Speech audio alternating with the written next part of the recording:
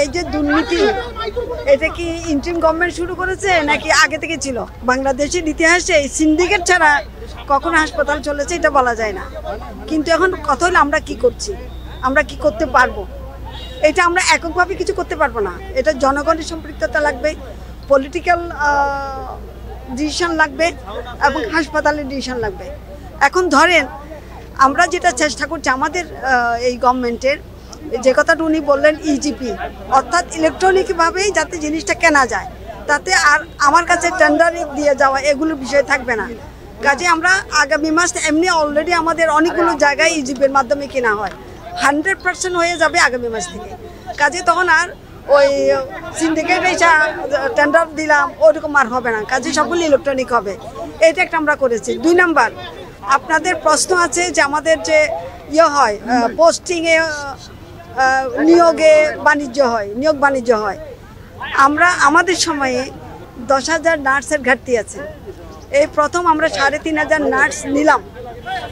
আমরা ম্যানুয়ালি কোনো পোস্টিং দেই নাই যাতে মানুষ ওখান থেকে টাকা খেতে পারে। আমরা যা করেছি ইলেকট্রনিকভাবে করেছি, তাদেরকে চয়েস দিয়ে দিয়েছি 10টা 15টা। তার মধ্যে মেধা অনুযায়ী আন্দোলনটা হয়েছিল মেধার জন্য। কাজে মেধাভিত্তিক, যার মেধা যত ভালো সে তার পছন্দের জায়গায় যেতে পারবে বেশি, আর যার মেধা একটু কম সে তুলনামূলকভাবে অন্য জায়গায় যাবে।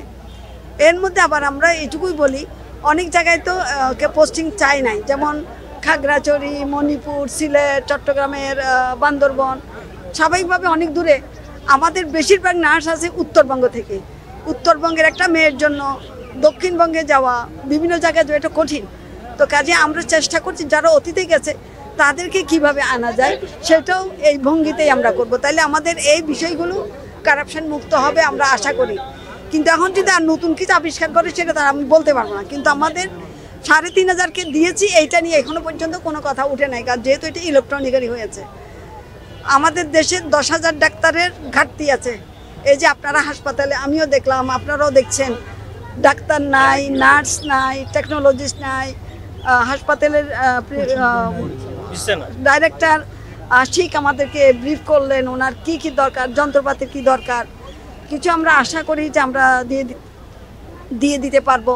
এই যে কথাটা আপনারা বলছেন, এই যে কিনবো, এই কেনার মধ্যে যাতে স্বচ্ছতা থাকে সেটাও আমরা চেষ্টা করছি ইলেকট্রনিকেরই কিনবো, তাতে করে আমাদের এই কেনাকাটায় দুর্নীতির বিষয়টা মুক্ত থাকবে। আর 3,500 নার্স দিয়েছি, 3,000 ডাক্তার আমরা রিক্রুট করছি। এইবারই প্রথম বাংলাদেশে 7 মাসে আমরা ডাক্তার রিক্রুট করতে পারছি।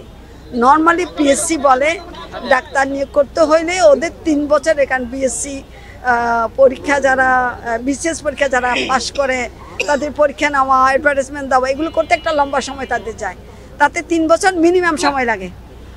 আমরা এটা প্রধান উপদেষ্টার বিশেষ তত্ত্বাবধানে এবং আরেকজন সচিব, উনি আগে কাজ করেছেন, অভিজ্ঞ মানুষ, ওনার তত্ত্বাবধানে আমরা এবার এটা করছি 7 মাসে, বিশেষ বিসিএস বলে আমরা এটা নিয়েছি।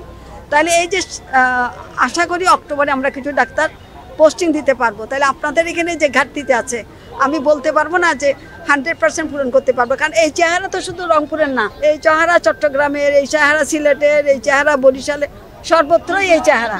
তাহলে আমরা আগের যে কাজগুলি তারা করে গেছে, আগের যে সমস্যাগুলি তারা সৃষ্টি করে গেছে, আমাদের একার পক্ষে তো এই মিনিস্ট্রির পক্ষে কিংবা ইন্টারিম গভর্নমেন্টের পক্ষে দিনে দিনে এটা সমাধান করা সম্ভব না। আমরা চেষ্টা করছি, আশা করি ডাক্তার যখন আমরা পোস্টিং দিব সেটাও আমরা এই ভঙ্গিতে পোস্টিং দিব, তাতে কিছুটা হলেও সমস্যা কমবে। উনি যেটা বলেছেন আসিফ নজরুলের ক্ষমা চাওয়া, আসলে আমি এইভাবে বলি, আমাদের ডাক্তাররা কিন্তু এই যে আপনি দেখেন, এটা হাসপাতাল হলো মূলত 600 বেডের হাসপাতাল, তাই তো এটা আপনারা জানেন তো, 600 বেডের হাসপাতাল, পরে এটাকে করা হলো 1000 বেড। কিন্তু জনবল তো 1000 বেডের মতো দেয় নাই, তখনকার সরকার তো 1000 বেডের লোকবল দেয় নাই। এখন সেই জায়গায় এখানে 2000-এর উপর রোগী থাকে। এই বাড়তি যে রোগী আছে, এই চাপটা তো আমাদের ডাক্তাররাই নিচ্ছেন। ডাক্তারদের গড়ে আমি এভাবে কথা বলতে চাই না, কোভিড যখন হয়েছিল আমাদের নার্সরা, আমাদের ডাক্তাররা সেবা দিয়েছে না, অনেক ডাক্তার মারা গেছে না কোভিডে, অনেক নার্স মারা গেছে না, অনেক টেকনোলজিস্ট মারা গেছে না, অনেকেই মারা গেছে, স্বাস্থ্যের সাথে জড়িত অনেকেই তো মারা গেছেন। তো এটার প্রতি আমাদের যথেষ্ট শ্রদ্ধা আছে। এখন এর মধ্যে কিছু কিছু আছে নাই, এটা আমরা বলতে পারবো না। যে যারা এগুলো করে সেগুলোকে আপনারা খুঁজে বের করেন, তাদের সাথে একটা কাউন্সেলিং করতে হবে। কাজে গড়ে কোনো কথা আমি বলতে চাই না, ওইটার যেমন ইতিহাস আছে। এখন যে আপনার নিজের অবস্থা দেখলেন, হাঁটা চালা যাচ্ছে না, রোগী বিছনা থেকে নিচে।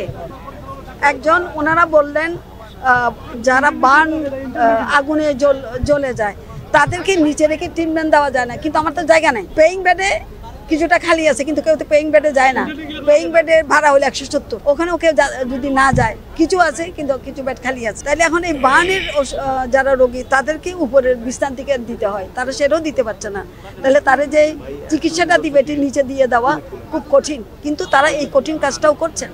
কাজে মানুষ হিসাবে আমরা যদি ওইটা ধরি, তারও একটা কতটুকু নেওয়ার সুযোগ আছে।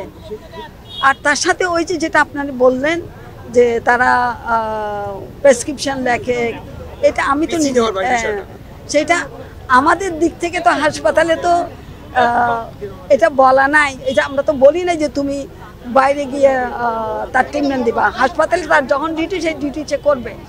ডিউটির মধ্যে যে আমরা আসি, আজকে আমরা দুজনকে বলেছি তার বিরুদ্ধে আমাদের যা ব্যবস্থা নেওয়ার সেটা আমরা নেব। সেটা নার্স হতে পারে, সে টেকনোলজিস্ট হতে পারে, ডাক্তার হতে পারে, যেটা চোখে আসছে সেগুলোর একটা ব্যবস্থা আমরা নেই।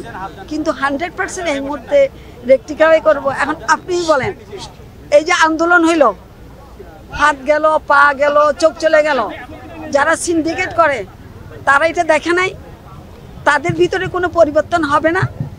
কাজে আমার আপনার সবার মধ্যে যদি পরিবর্তন না হয়, তাহলে দেশ পরিবর্তন হবে কেমন? এটা না করার কোনো কারণ নেই। সেই সময়ে শুনেন, যে কোনো কিছু করতে হলে একটা যদি আমি ঘোড়ার গাড়ি চালাতে যাই, ঘোড়ার সাথে আমার গাড়িটা লাগবে, তার সাথে রশি লাগবে, সব তো লাগে। আমি শুধু ঘোড়াটা দিয়ে দিলে গাড়ি হবে না। হাসপাতালও সেই রকম, হাসপাতাল করতে হলে হাসপাতালের সাথে তার জনবল লাগে। এরা জনবলের কোনো পরিকল্পনা করে নাই, যন্ত্রপাতির পরিকল্পনা কিছু করছে, কিছু করে নাই। তাহলে আমি হঠাৎ করে তো এগুলো এনে দিতে পারবো না। কাজে আমরা আস্তে ধীরে এগুলো করে আমরা করবো।